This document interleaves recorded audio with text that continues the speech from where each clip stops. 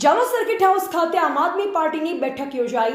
જાલોદ તાલુકા પંચાયતના મહિલા સભ્યના પતિ પિન્ટુભાઈ બાબુભાઈ ડામોર તેમના સમર્થકો સાથે આમ આદમી પાર્ટીમાં જોડાયા। ધારાસભ્ય ચૈતર વસાવાના હસ્તે ખેસ પહેરી આપમાં જોડાયા। જાલોદ ખાતે સ્થાનિક સ્વરાજ્યની આવનારી ચૂંટણીના અનુલક્ષે આમ આદમી પાર્ટી દ્વારા જાલોદ સર્કિટ હાઉસ ખાતે બેઠક યોજાઈ હતી। આગામી 27 માર્ચના રોજ દાહોદ જિલ્લામાં અરવિંદ કેજરીવાલ અને ભગવંત માનના સંબંધિત કાર્યક્રમને લઈ તૈયારીઓ પણ કરાઈ। બેઠકમાં જિલ્લા પ્રમુખ કાર્યકર્તાઓ તેમજ જાલોદ અને લીંબડી તાલુકાના પ્રમુખો ઉપસ્થિત રહ્યા। બેઠક દરમિયાન આવનાર ચૂંટણીને ધ્યાનમાં રાખી સંગઠનને વધુ મજબૂત બનાવવાના મુદ્દાઓ પર વિસ્તૃત ચર્ચા કરાઈ।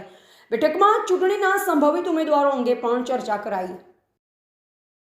આજે દાહોદ લોકસભાની તમામ વિધાનસભાઓમાં અમારો પ્રવાસ હતો। માન્ય અરવિંદ કેજરીવાલજી અને ભગવત માનજી જ્યારે 27મી માર્ચના રોજ લીમખેડા ખાતે પધારી રહેલા છે, ત્યારે એના આયોજનના ભાગરૂપે તમામ વિધાનસભાના લોકો સાથે અમારી મુલાકાત હતી અને લોકોમાં ખૂબ ઉત્સાહ છે। એક બાજુ તાલુકા, જિલ્લા પંચાયત, નગરપાલિકા, મહાનગરપાલિકાની ચૂંટણીના પડઘમ વાગી રહ્યા છે, ત્યારે અમારા જે તમામ તાલુકા, જિલ્લા, નગરપાલિકાના ઉમેદવારો છે એ પણ આજે સૌ અમને મળ્યા છે। બધા જ લોકોએ પોતપોતાની દાવેદારી પણ નોંધાવી છે અને લોકોમાં ચૂંટણી લડવામાં પહેલીવાર ખૂબ ઉત્સાહ દેખાઈ રહ્યો છે અને અમને જે પ્રકારે ઉમેદવારો સક્ષમ મળી રહ્યા છે અને જે પ્રકારે એક બેઠક પર 3-3, 4-4, 5-5 લોકોએ દાવેદારી નોંધાવી છે, એના પરથી પણ એવું લાગી રહ્યું છે કે આ વખતે આમ આદમી પાર્ટી ગુજરાતમાં ખૂબ મજબૂત છે।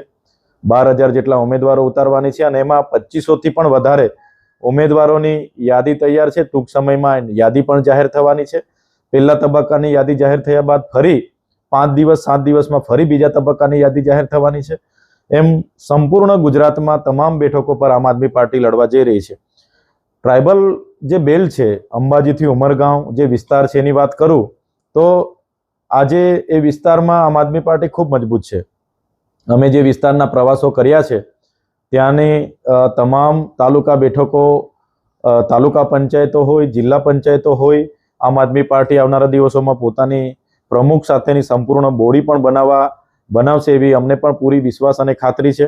અને જે માન્ય કેજરીવાલજીની સભા છે એમાં પણ હજારો લોકો સ્વયંભૂ એ સભામાં ઉપસ્થિત રહેશે એવો સૌ લોકોએ અમને આશ્વાસન અને અપેક્ષાઓ આપી છે।